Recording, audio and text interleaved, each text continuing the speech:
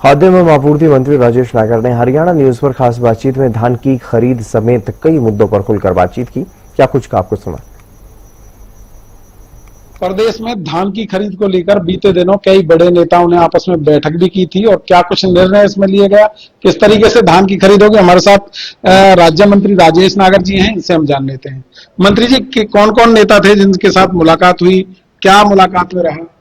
अभी हमारे माननीय मुख्यमंत्री श्री नायब सैनी जी, हमारे सभी डिपार्टमेंट के आला अधिकारी और हमारे केंद्रीय मंत्री श्री प्रहलाद जोशी जी, उनके कार्यालय में एक अहम बैठक हुई जो हमारी प्रोक्योरमेंट धान को लेकर एक बैठक थी। उसमें कई 8 हमारे मेन मुद्दे थे, मेन मांगे थी।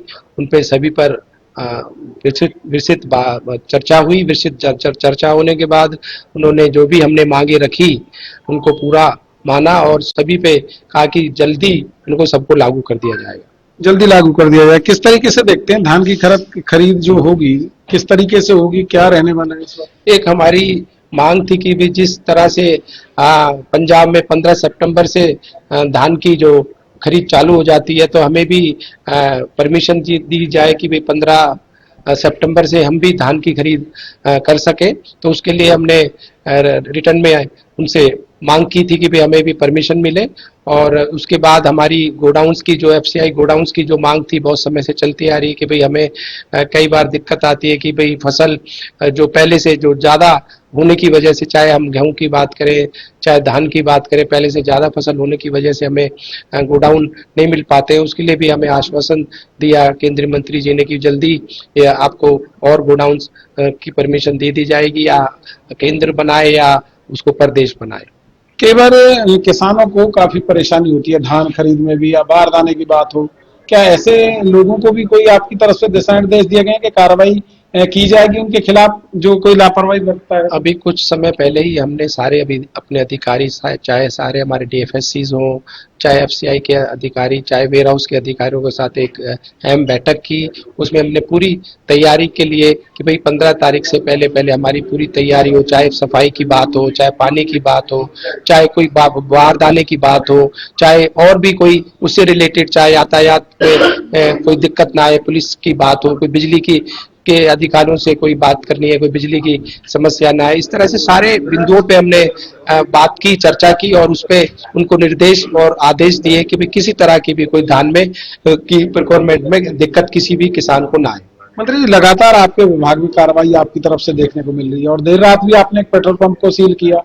क्या रहा इसमें, किस तरीके से देख रहे हैं इन बातों को?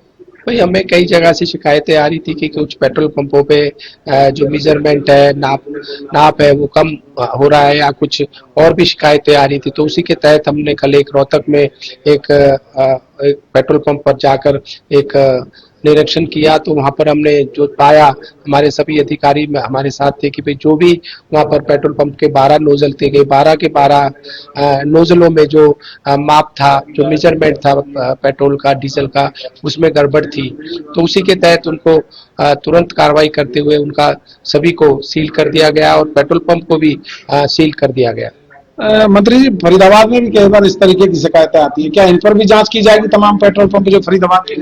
अभी मैंने अपने डायरेक्टर्स और अपने ऊपर के अधिकारियों से बातचीत की और निर्देश दिए कि भाई सभी डीएफएससीज को, सभी जिले के डीएफएससीज को निर्देश दे दिया जाए कि वो रेगुलर सभी पेट्रोल पंप पर, कभी सभी गैस की एजेंसीज पर जाकर जांच करें, निरीक्षण करें और समय समय पर जहां से भी कोई अगर कोई शिकायत आती है, कोई गड़बड़ी की वो शिकायत आती है तो वहां पर जाकर जांच करें और जो कमी मिलती है तो उस पर तुरंत जो भी कार्रवाई बनती है कार्रवाई करें। तो कहीं ना कहीं बड़ा फैसला इनकी तरफ से लिया गया और साफ तौर पर अधिकारियों को दिशा निर्देश दिए गए कि समय समय पर चाहे पेट्रोल पंप हो या फिर गैस एजेंसियां हो, उन पर जाकर पूरी तरह से जांच उनकी की जानी चाहिए कि उनके जो मापतोल है वो सही है या नहीं है। उसमें अगर कहीं कोई दिक्कत है तुरंत उसके खिलाफ कार्रवाई की जानी चाहिए। फरीदाबाद से हरियाणा न्यूज के लिए राजेंद्र।